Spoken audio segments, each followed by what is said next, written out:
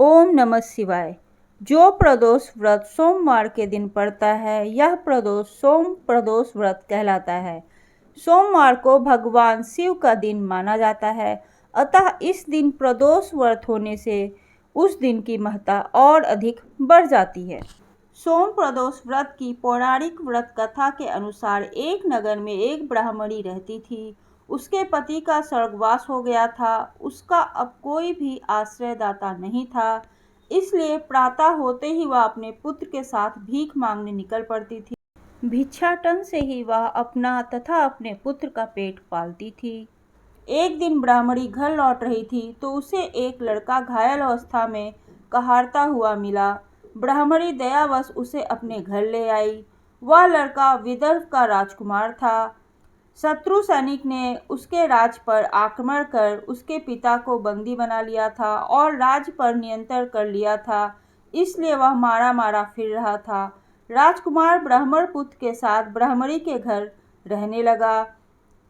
एक दिन अंशुमती नामक एक गंधर्व कन्या ने राजकुमार को देखा तो वह उस पर मोहित हो गई। अगले दिन अंशुमती अपने माता पिता को राजकुमार से मिलाने लाई। उन्हें भी राजकुमार भा गया। कुछ दिन बाद अंशुमती के माता पिता को शंकर भगवान ने स्वप्न में आदेश दिया कि राजकुमार और अंशुमती का विवाह कर दिया जाए, और फिर उनके माता पिता ने वैसा ही किया। ब्राह्मणी प्रदोष व्रत करती थी। उसके व्रत के प्रभाव और गंधर्व राज की सेना की सहायता से राजकुमार ने विदर्भ से शत्रुओं को खदेड़ दिया और पिता के राज को पुनः प्राप्त कर आनंद पूर्वक रहने लगा। राजकुमार ने ब्राह्मण पुत्र को अपना प्रधानमंत्री बनाया। ब्राह्मणी के प्रदोष व्रत के महत्व से जैसे राजकुमार और ब्राह्मण पुत्र के दिन फिर गए, वैसे ही शंकर भगवान अपने दूसरे भक्तों के दिन भी फेरते हैं। अतः सोम प्रदोष व्रत करने वाले सभी भक्तों को यह कथा अवश्य पढ़नी अथवा सुननी चाहिए। सोम प्रदोष व्रत का सभी प्रदोष व्रतों में अधिक महत्व बताया गया है।